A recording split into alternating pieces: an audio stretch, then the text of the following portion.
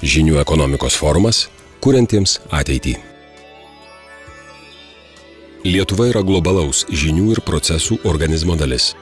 Tarytum gigantiškų pasaulio smegenų neuronas, mes kasdieną gaudome impulsus apie vykstančius pokyčius, veiksmus, ketinimus, idėjas. Mums gyvybiškai svarbu reaguoti staigiai ir kokybiškai, įtraukiant į darnią veiklą kertines dalis, kuriančias mūsų ir mūsų valstybės ateitį. Tai mokslą, verslą ir valdžią.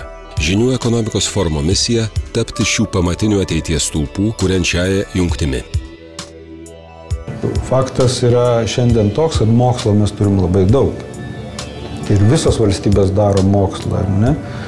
Ir ateina konkurencinėje kovoje mintis apie tai, o kiek mokslas yra efektyvus, ar ne?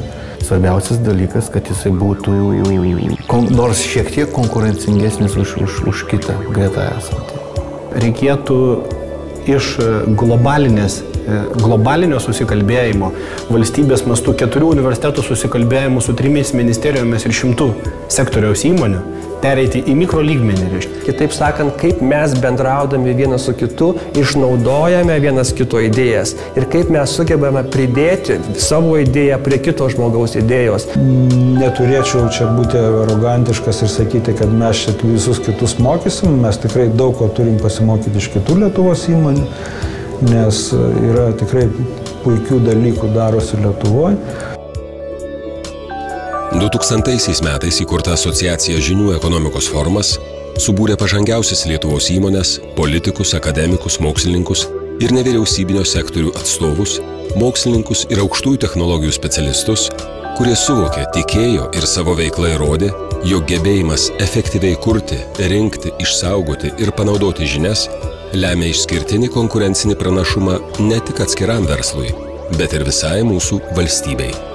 Šiandien Žinių ekonomikos forumas vienyje daugiau nei 80 verslo, mokslo ar nevyriausybinio organizacijų. Žefas apvienija tos žmonės, kurie mano dėl tos ateities.